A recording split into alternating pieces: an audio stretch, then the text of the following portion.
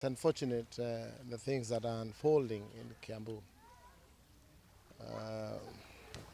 My message to the people of Kiambu, wawe watulivu tu. Mwenyezi Mungu atafungua njia. Lakini niliwaambia Kabogo. Sijui kama unaelewa hii. It's unfortunate that this guy is in with his wife. And you know, I've always said, it is good even if you didn't go to high school and you pass through the field of a high school.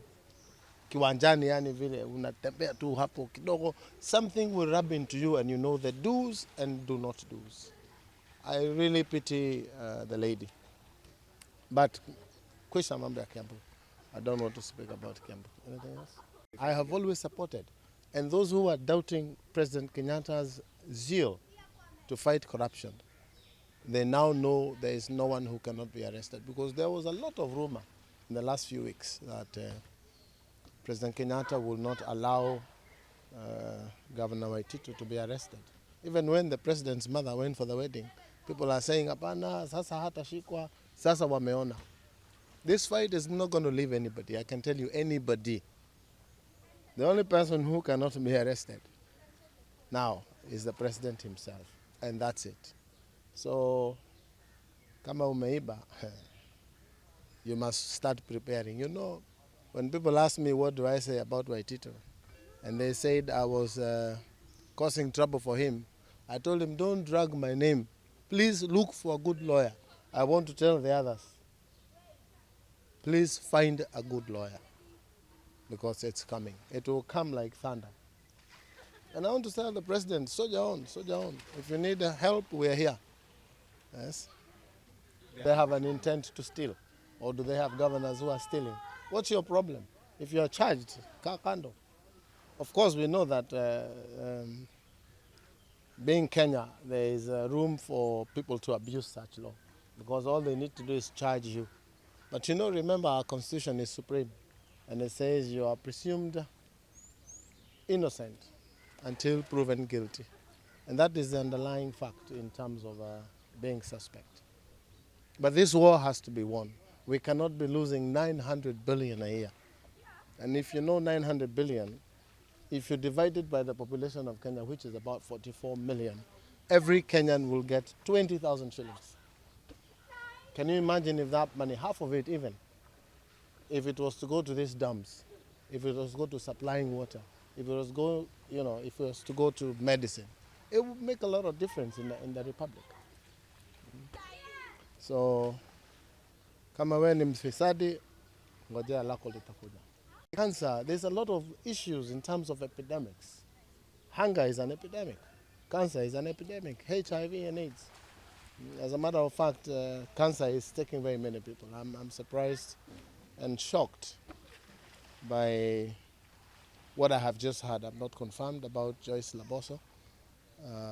May the good Lord be merciful to her. Cancer has been a big issue in the country, and we need to start worrying. But instead of us putting our energies and money and resources, even into research, you will find, for example, the dam. It's a very sad story. I know it's a matter that is in court and we should not speak. But the pictures and the photographs that are being shown all over about where the dam was supposed to be, zero work has been done. And money has been spent. 21 billion. When did we get here? So, President Kenyatta, soldier on. If you don't, they'll come for you.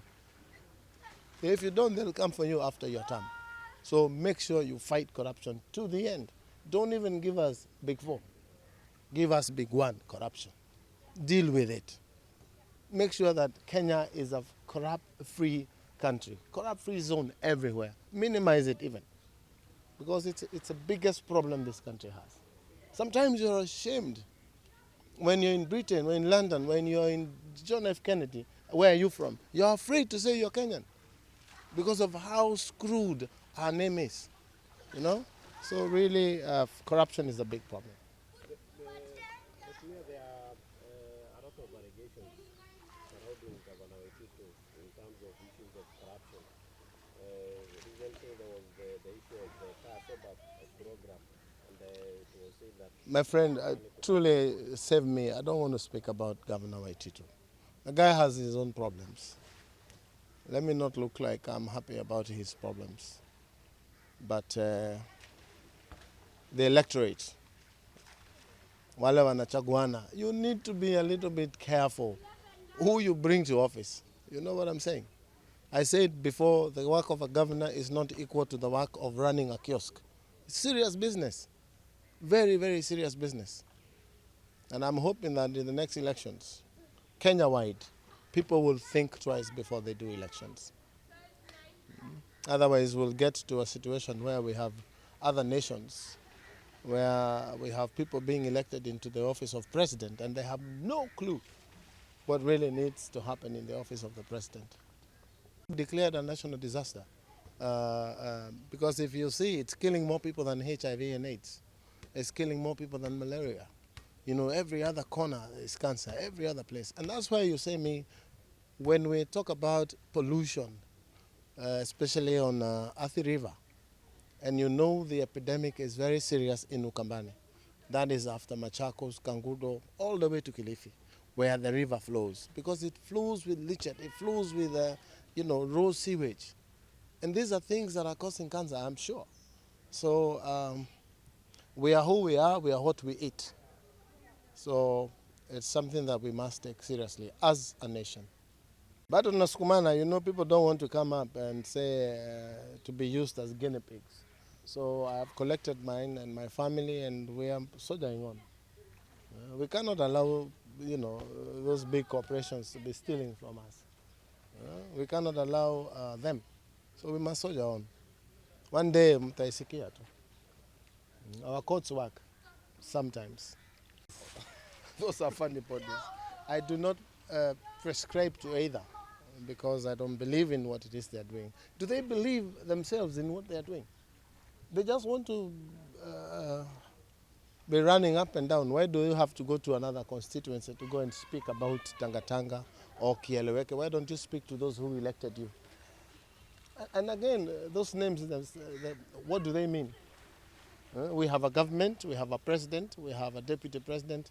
And my question is, kwa nini rais na mheshimiwa deputy hawasemi juu ya hizi groups mbili? Why do we want to deal with them? Mimi namwomba mheshimiwa rais aseme he does not support any. Because inaonekana ni kama Kieleweke ni timu yake. Na ile Tanga ni huyu jamaa pia kurukaruka. So it doesn't mean anything to me. They are wasting time campaigning now.